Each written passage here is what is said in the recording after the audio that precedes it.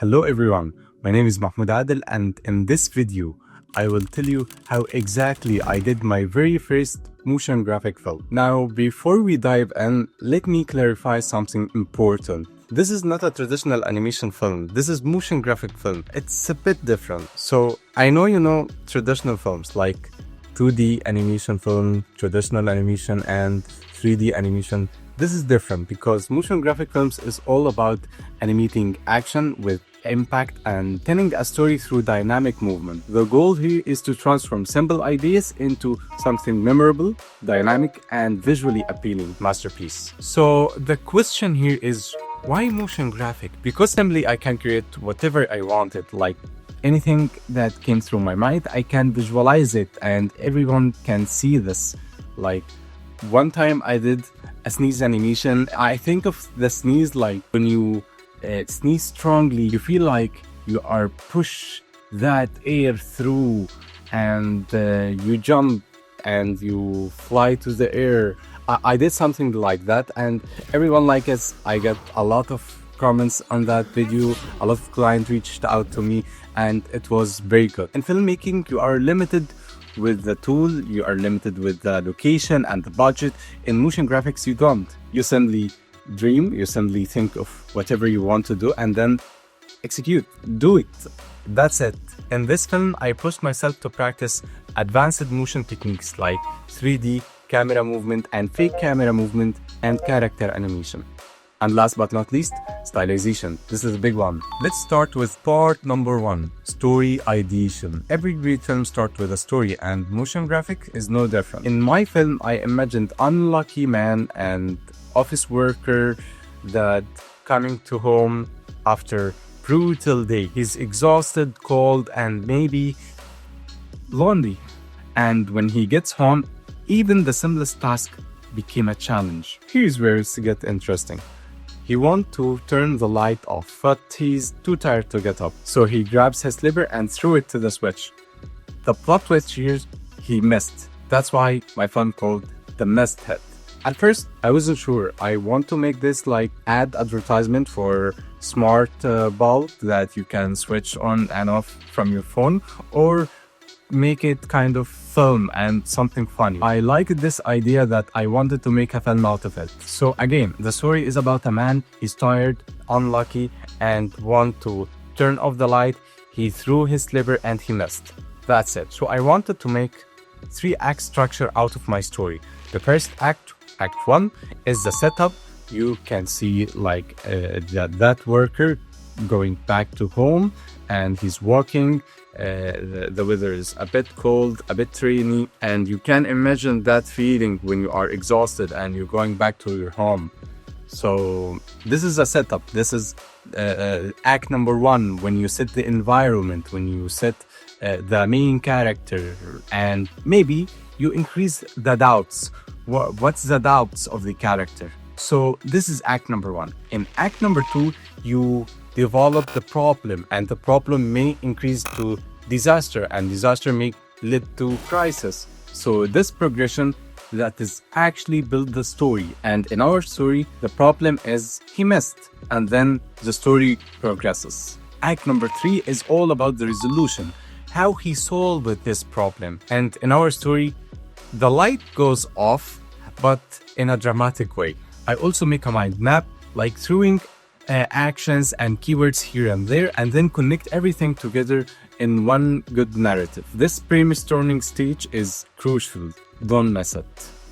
Moving forward to the sketch part. Sketching is all about blocking your story, not making a beautiful art. Actually, I doodle like sketches, very fast draft sketches of stick man standing, or in the contact poses while he walks, like circle and 2 circles inside to make his face. So the goal here is not to make a beautiful art. The goal here is to make camera angles, decide what camera angle to use, what element, what is the composition of this scene will be, and the shot. Is it wide shot? Is it medium shot? Is it close-up shot? Like we can use wide shot to make establishing shot, or we can make it for something action, like when he threw the slipper, and etc. So the medium shot is a bit closer and maybe showing his lower body or the upper body. We are a bit closer to the character. And the close-up shot is about emotional, like I want to get close enough to the character to know his feeling, what he feels. Like in our story, we have that scene when he gets angry because of the light. The light makes him angry. He wants to turn it off. This close-up shot is emotional. Like I want to sell that feeling of him gets angry because of the light. فاهم حاجة؟ And also this variation creates visual rhythm and keeps your audience engaged. Part 3. Character development. Character design is critical. I tried some variation with a necktie and head and limbs, and then after many attempts, I like the last one and then make the model sheet. The model sheet is the 360 of the character and the main poses of it. So I did the model sheet because my character will turn around 360 using shapes. So this will help me later on in the animation phase, as I will use it as a reference for me to animate. Storyboarding. Now it's time to refine those rough sketches into proper storyboards. For each scene, I created a dedicated artboard and built the environment around it. I designed the main scenes and also designed every single environmental element individually, like put it in additional artboard and keep it there in order to design it later on the Illustrator. But the main scene is fully composited in a canvas and artboard. In sketches and storyboard, I used Photoshop and my graphic tablet to make this. You can use whatever you are comfortable with, your iPad with Procreate or a piece of paper and pencil. Vector design. The question here, why I'm using Illustrator to vectorize the assets that I already designed in Photoshop. The reason, because I want to do advanced techniques in After Effects like 360 animation, character 360, and truck camera movement, and a lot of shape movement. Like I want to animate the shapes and the shading of the elements. So I want shapes to do that. And the best thing that can do this is Illustrator. I cannot convert Photoshop layer into shapes because it's raster, but I can do it easily in Illustrator instead, especially using the Overlord tool from parallax. The thing here is I want to focus on one task at a time, so I don't color at this stage. I just trace over the main storyboard. That's it. And what I focus on, the shapes itself, I want to transfer them properly into After Effects, so I group them. And for characters, I want their limbs to be circular in order to rig them later in After Effects.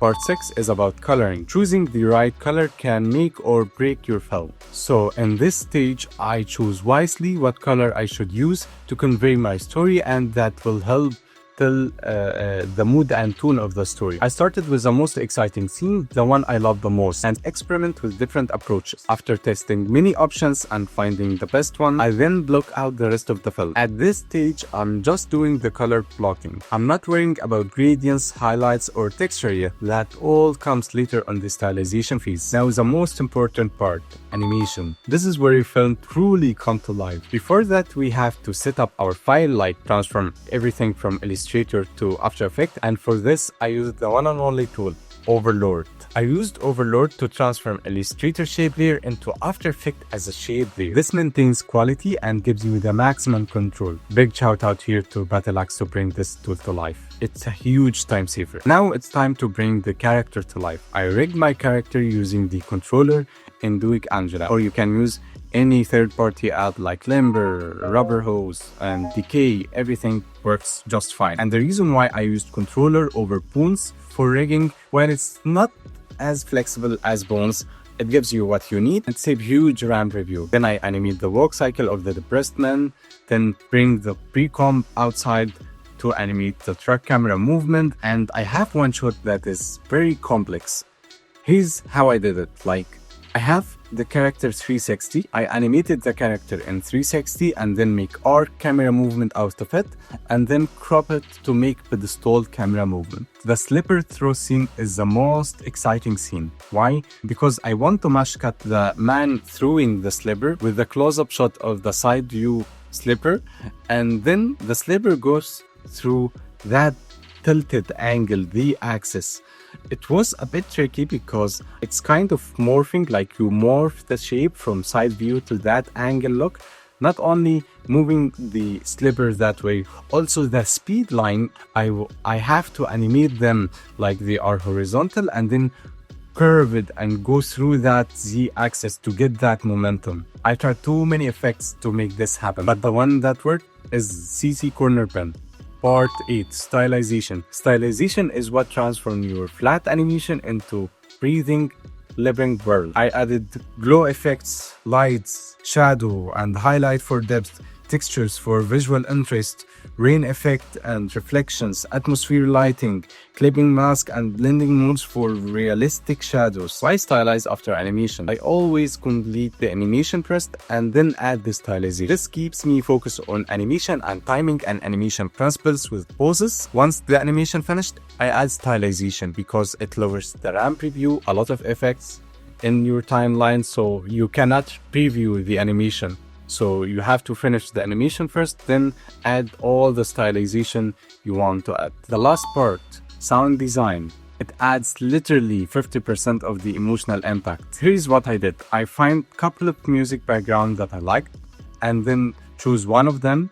And I want the first part of my story, when he walks, when he gets in, and when he rests. I want this part without a music, and then when he threw the slipper, the music progresses and the impact moment where the dynamic movement comes, the music comes with it. I also add ambient sounds, Foley sounds, and sound effects. By adding the sound design, my film was finally finished. Here's what I learned doing this film. Creating a personal motion graphic film is completely different from client work. The benefit: you want to focus on technique you want to practice, showcase your unique style and skills. You can experiment without a limitation. You build a portfolio piece that represents your vision. The most rewarding moment when I showed this film to random people. They laughed at the moment where the slipper missed. That's when I knew it worked. Motion graphics isn't just about making pretty visuals. It's about conveying ideas, emotion, and stories through motion. It's about creating reaction, whether it's laughter,